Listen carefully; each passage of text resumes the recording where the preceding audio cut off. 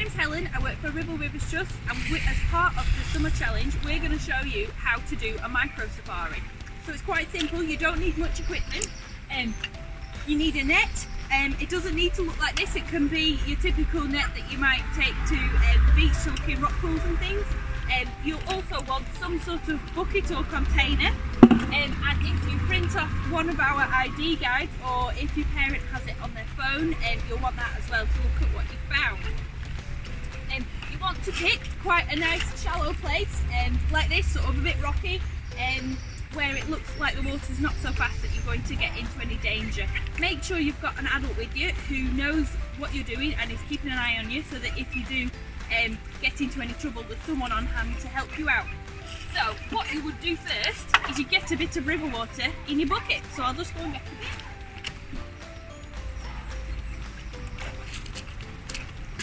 And you can pop that back down on the land whilst we take our net into the water. Now, if the water is flowing to my right, as it is here, you would put your net on your right. So you want to put your net in the direction that the water's flowing. Then you want to just shuffle your feet on the stones on the riverbed, and the water will help to carry anything into your net that has been disturbed by you shuffling your feet. What we're looking for are the little invertebrates that live in our rivers, and they live underneath these stones, and so by shuffling our feet we disturb them and they get carried into our net, and we can have a bit of a look at them.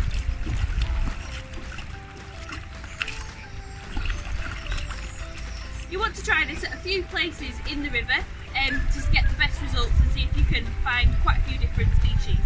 So we'll just try another spot now.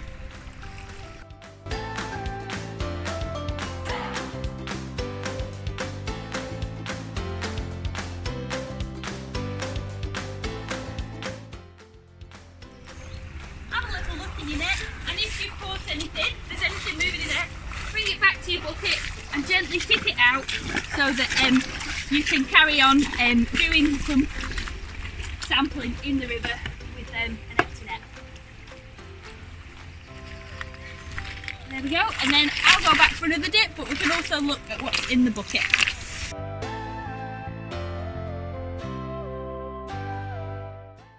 So this is what we found in our bucket. As you can see, there's quite a mixture. Once you look closely, things start moving.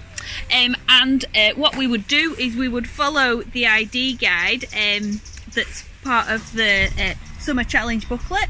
We start at the hexagon for start, and then answering the questions, you follow the arrows and work your way along to find out what you found. So looking at things like how many legs it has, or maybe how many tails it has, it'll lead you to what we've got in your bucket. Here, this is just invertebrates. So invertebrates are creatures that don't have a spine. We're all vertebrates because we have a spine. Just invertebrates on our ID guide, but you might catch the odd fish as well, which won't be on your ID guide. But you could have a look on Google and see if you can work out what it is. This is a heptagenid. It's a member of the mayfly family, and after they've finished this stage of their life in the water, they'll transform into a type of mayfly and they'll leave the water and live in the air. If you look closely, you should be able to see that it's got 3 tails. This is one of the questions we look at on the identification key to help us work out which family the different invertebrates belong to.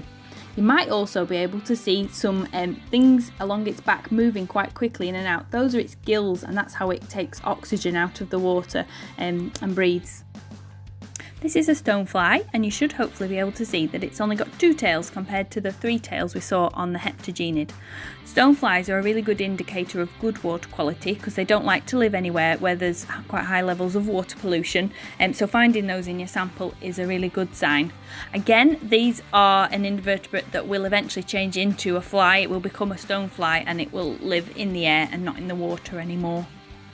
We've finished looking at everything in our bucket. We'll just gently tip it back into the river and give it a gentle swill out to make sure everything's gone back in.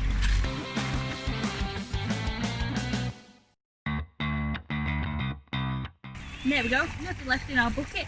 And then just remember, once you've been handling the river water, you need to give your hands a good clean before you eat anything or touch your face, because there's things in the river that can make us a little bit poorly. So we just want to make sure that our hands are nice and clean before we start eating our lunch after we've been doing our microsafari. So if you didn't have a net but you still wanted to have a go at a microsafari and see what interesting creatures are living in our rivers, you could do something called stone turning. So what we do is we just find a stone from the riverbed, and then we gently take it out and we just have a quick look at what's living on it, because quite often there are things underneath. And this one here has some cased caddis shells that you can see. So this is a type of caddisfly. It builds this shell for itself out of the sediment on the riverbed, and then when it's ready it will morph into a caddisfly and it won't live in the water anymore, and so it leaves these empty shells behind. You might just be able to see two of them there. And we just put the rocks back nice and gently, because obviously there's living creatures possibly on the rocks and then also possibly where we're going to put it back. So we don't want to crush anything, we just want to be nice and gentle and have a look at it.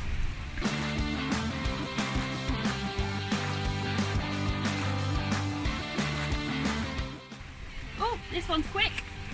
We've got Heptagenid here.